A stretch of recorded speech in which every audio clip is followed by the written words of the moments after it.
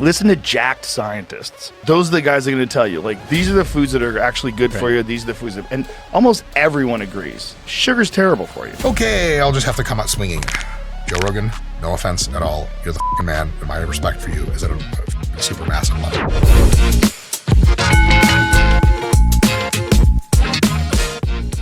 Hey folks, Dr. Mike here for RP Strength.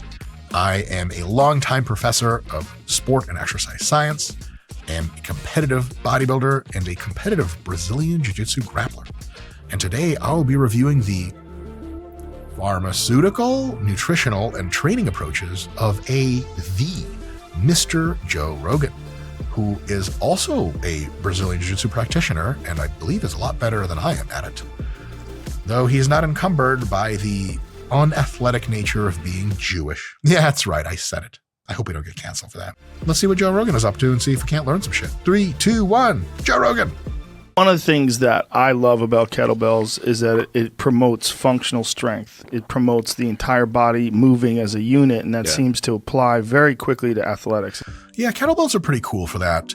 I will say that almost everything kettlebells do well. Barbells and dumbbells do better. If you really like kettlebells, how they make you feel, how the movement is, there's not a goddamn thing wrong with them. But I would say, like, over-indexing on kettlebells as a first order priority of trying to figure out your fitness, I would say barbells and dumbbells first. Also body weight movements, push-ups, pull-ups, dips, things like that are unbelievable. And also machines are great. And all of these confer functional strength. Functional strength is this really interesting term, which the more you look at it scientifically, the less it means. But it turns out that if you practice or play whatever sport you do, whatever physical activity you do, and you challenge all of the muscles of your body through insanely high, deep stretch ranges of motion, challenging them with heavy loads, getting close to failure, moving the weights quickly on the way up, controlled on the way down, then that really is kind of the 90% of functional strength. There's nothing more functional about a kettlebell than there is about a dumbbell or a barbell. Machines, because they auto-stabilize you and you can sit down while you do them, a little bit less functional. But most of the function in machines is gained just because you're gaining that strength for a full range of motion and the muscle mass that comes with it.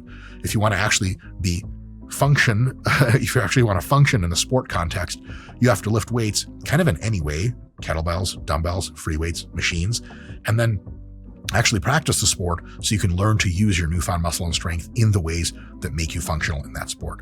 But if you want overall the best functional program and you want it really simple, kind of nothing beats body weight, barbells, and maybe a dumbbell here or there. Kettlebells are cool, but they're a little bit more of a limited tool. There are many reasons why, but that's one of them, yeah. And non-glamorous moves like Turkish Get Up. The Turkish Get Up may be the most glamorous move ever invented in lifting. It's entirely purposeless. It looks like a waiter fell down and is still trying to make sure he doesn't spill the rice all over the place. No offense to anyone. This is me spilling out my mind here. The Turkish Get Up is like a parlor trick of lifting. It's not very clear to exercise and sports scientists which system it is the limiting factor for Turkish Get Up. The reality is it's probably your lateral delt strength. And it's not even a good way to build lateral delt strength. It just tests shoulder stability. And movements like deadlifts, power cleans, etc. I mean, this is not even a comparison as far as effect. Which is like one of the very best moves for jiu-jitsu. It's just phenomenal for your stability, your core, and your ability to get out from under the bottom positions. It's just a phenomenal work. If you tell me my next competitor, I don't know anything about him, can do a Turkish Get Up with 80 pounds or whatever, I'm like, yeah, dope, scary guy. If you tell me my next competitor can deadlift 600 pounds for reps, I'm running away because there's not as much jiu-jitsu is going to work on him as is typically intended. That's why we have weight classes in jiu-jitsu. That's why we have drug testing in jiu-jitsu. That's one of the reasons why Gordon Ryan beats living shit out of everyone, because he's just bigger and stronger in a way that Turkish Get-Ups cannot get you. How do I say this without embarrassing myself?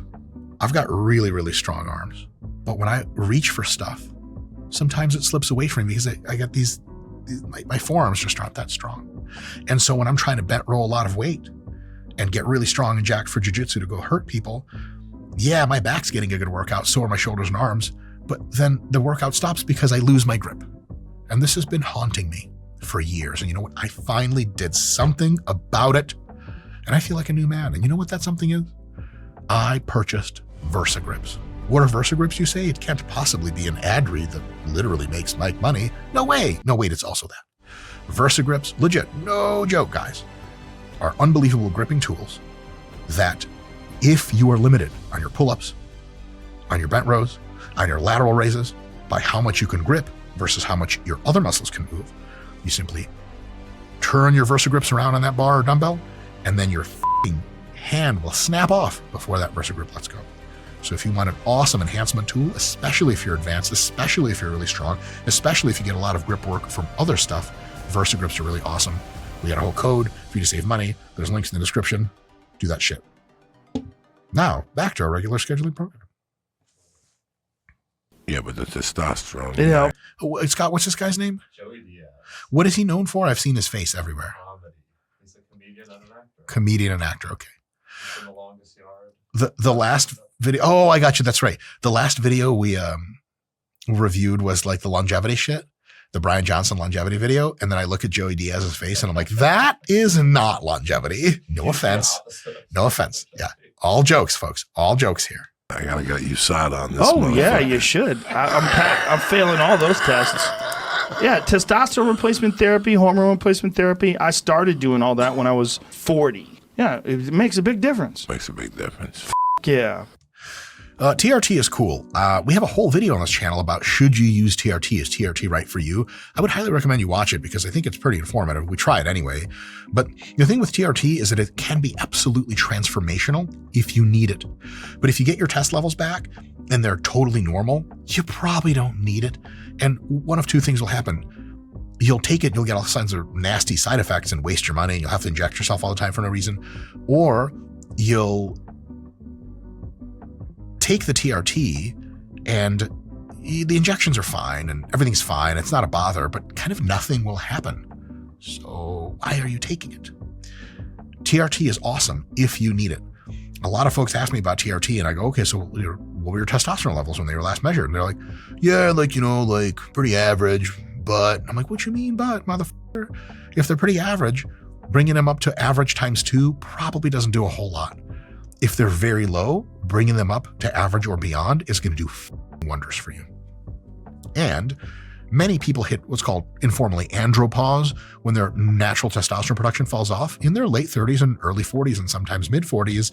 And so Joe's timing for his TRT is actually quite good. So if you're really feeling low testosterone symptoms, any time in life is good, fine to get checked for a test, but it's really in your 40s and a little bit beyond that you might start thinking TRT is something to look into, and then you go get that test level checked and talk to your doctor. The key to doing it, though, is to do it correctly. You're supposed to go to a doctor that's going to test your blood levels, test your nutrient levels, and adjust your diet first. Bullshit. You go to the back of the Gold's Gym, there's a guy named Phil there. He looks kind of weird, but he's cool, trust me. You ask for all his best shit, you pay him whatever in cash, and don't ever do alcohol swabs or fresh needles. You just got to cut right to the chase and do the dumbest shit in the world. No, wait. No, Joe's right. The first thing that happens is they want to find out how much you're sleeping, how stressed out you are, what are you eating. Why? This is really important. A lot of people say they need TRT. They come to the doctor or they just come to someone who knows what they're doing in the gym and go, hey, I think I need TRT. There may be a probability of two things. One is what's causing all the problems in your life isn't low testosterone. It's the fact that you're stressed out of your mind. You barely sleep. You eat like total shit. You drink like a fish, etc. If you simply cleaned up your goddamn life, you wouldn't need TRT because there's nothing wrong with your testosterone level to begin with. All the bad shit you're feeling, all the bad health effects are from life circumstances. And if we put you on TRT, that's not going to fix shit. Second thing that can happen is your test levels might be low as measured, but it's because you're undersleeping like crazy, you're super overstressed, your diet is total shit, etc. So if we can take care of all those things, come back in a few months, test your test levels, examine what your test levels are again, and find you're well in the normal range. And no surprise, you feel amazing. TRT is not a bandage for an open gaping wound. It is an enhancement if you need it. But a lot of times, the bad stuff in people's lives isn't because they have low testosterone. It's because they're awful at living the rest of their life. And sometimes their low testosterone is also caused by the fact that they have too much stress, they sleep like shit, they eat like shit, and they're basically booze hounds. If you cut a lot of that shit down substantially and improve your life, you may not need TRT. If you do improve your life and they measure your test again and it's still low and you still feel a lot of those bad symptoms, you'll feel way less once you clean up your life. Then they're like, okay, great. And then they give you a TRT and then you're living your new best life. Super, super awesome. My workout, I schedule every Sunday. I schedule everything that I'm going to do during the week. I say I have to do yoga 2 times this week. I have to lift weights 3 times this week. I have to run twice this week. And however I fit that in, I fit that in. That's a really good idea. A lot of people have trouble sticking to exercise programs, but when you ask them like, okay, what's your program? They're like, well, it's kind of, I don't know, kind of varies. And you're like, do you even know what is on the agenda? Like, no. Joe seems to be architecting his plan for the week ahead and then holding himself to making sure to checkbox all those things. If you need help with a plan that's architected not just a week ahead, but 4 to 6 weeks ahead, you might want to try the RP Hypertrophy App, the most effective muscle growth training app ever made. Get yours now. If you really want to know like what's good for you and what's bad for you, I always say, listen to jacked scientists. Thanks, Joe. Those are the guys that are going to tell you, like, these are the foods that are actually good for you. These are the foods that, and almost everyone agrees. Sugar's terrible for you. Okay, I'll just have to come out swinging. Joe Rogan, no offense at all. You're the man, and my respect for you is at a super massive level. How do I say this without coming off cocky? It, all for jokes. I am almost certainly the most jacked scientist of all the people that Joe Rogan is talking about. I would really like to see who's more jacked than me in that regard. And almost all scientists say that sugar is totally fine, being that it not bringing in a ton of excess calories, and that's how sugar is bad. And also, if you're eating a ton of processed garbage, it doesn't really matter if it's processed garbage, protein, sugar, or carbohydrate, which is simple sugars, and fats, like it's all dog shit. So if you're consuming sugar from relatively healthy sources and it's not in excess calories, the almost unanimous consent in the actual research-based scientific community of people that study this kind of stuff is that sugar is totally fine. So is protein, so is fat. What really matters is having them in moderation, in a balance, and making sure your calories are not excessive so that you're lean and of a body weight that allows you to be healthy. That's really just about, I don't know, it's just true. That is what it is. And I really am curious to see what jacked scientists he's talking about. Because again, are they that jacked? I don't know what the peck bounce had to do with it, but yeah. And then you get into the more controversial areas of seed oils. Yeah, I'll just say it right now. Seed oils are not controversial. Seed oils are only controversial in a small niche community of typically extremely right-wing folks that seem to be really upset about seed oils for some reason. No offense to the right wing. Y'all are great. Don't kill me when the revolution happens. Seed oils, no controversy. If you look at the empirical literature, and there's been a lot of it, just go to PubMed and you look at systematic reviews, narrative reviews, meta-analyses, any kind of comprehensive approach, you're going to realize that they've kind of studied this more or less into the ground, and there's not a goddamn thing wrong with seed oils. They're totally fine and totally healthy in most contexts. Now, people will say, well, look, like, McDonald's French fry grease is made of seed oils. Yeah, it is. But it's got a couple other things in there, like trans fats that aren't that great for you. And it's the fact that each thing of fries is 900 calories, and you have to have 2 of them because you can't stop eating.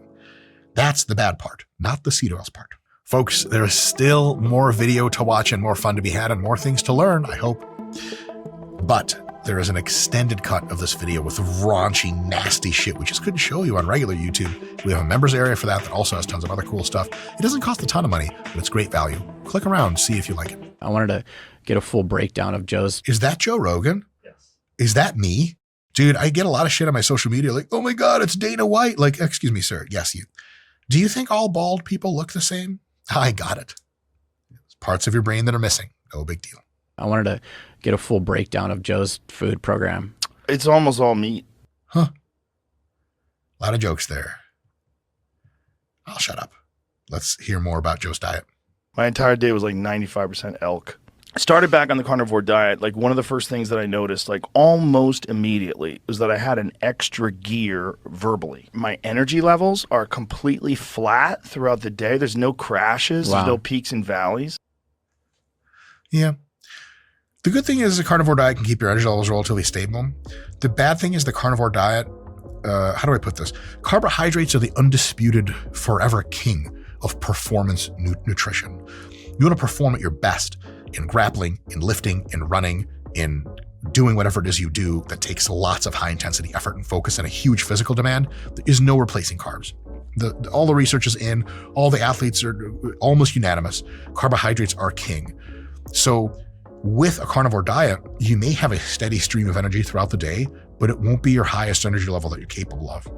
Perhaps another approach you guys can try, definitely try that low carb approach. It might work really well for you, but also try to eat regular meals, 4 meals a day, for example. Have plenty of protein, plenty of healthy fat, because healthy fats, actually all fats, slow down the digestion and absorption of everything else, including the proteins and carbs.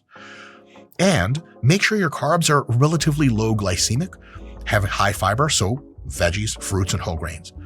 And not a ton of them in every single meal, not like 900 grams of carbs in one meal or some shit, like tons of pasta, put you on your ass. Just a moderate amount of carbohydrate, 50, 75 grams per meal 4 times a day if you're like an adult-sized male or whatever. You try that, and all of a sudden, you don't get peaks and valleys anymore. You just get hungry for your next meal, you eat it, and you feel great, and you feel great for 5 hours, and you eat your next meal when you're kind of a little running low on energy. Because of this effect of eating slower digesting carbohydrates paired with healthy fats and proteins, you can get a higher level of daily energy, and it's still really, really consistent. If you go straight carnivore, the consistency is unmatchable, but it's on average for most people going to be a lower level of energy. You're doing jiu-jitsu matches, you gas out faster, there's just not as much oomph, no bueno. All right, folks, that was really fun. Again, huge mega respect to Joe. I could be wrong about everything I said. I'm just sharing my opinion I believe to be true. Joe really gives a shit. He really cares about his diet. He tries really hard in his training. And I will say that as far as perception is concerned on the internet, YouTube land, Joe is maybe one of the most open-minded people I have ever come across. He'll talk to basically anyone and at least try to extract some wisdom from them, give them really good questions and feedback in return, but he's not just pretending he knows it all. Me, I really do know it all, which is nice. No, wait, that's wrong. I know almost nothing. Joe's the man. If you want to try some lower carb shit, due diligence, give it a shot. If you want to try some kettlebells, they're sweet, give them a shot. If you want to try some more moderate high carb protocols, you want to try barbells and dumbbells, they're also sweet. Our channel's all about that. Give everything a try, see what works best for you, and let's take some inspiration from Mr. Joe Rogan, who's like 50 something. How old is Joe Rogan, Scott? 56 years old and still crushing it. Joe Rogan, you're the fucking man. You guys are also awesome. And see you guys next time. All right, that was sweet. Folks, right here is a video that YouTube says you should click on because I think it makes YouTube a lot of money when you watch YouTube. Also, it might make us money, but I never see that money because Mr. Nick Shaw, the RP CEO, won't let me have any. Anyway, see you guys next time.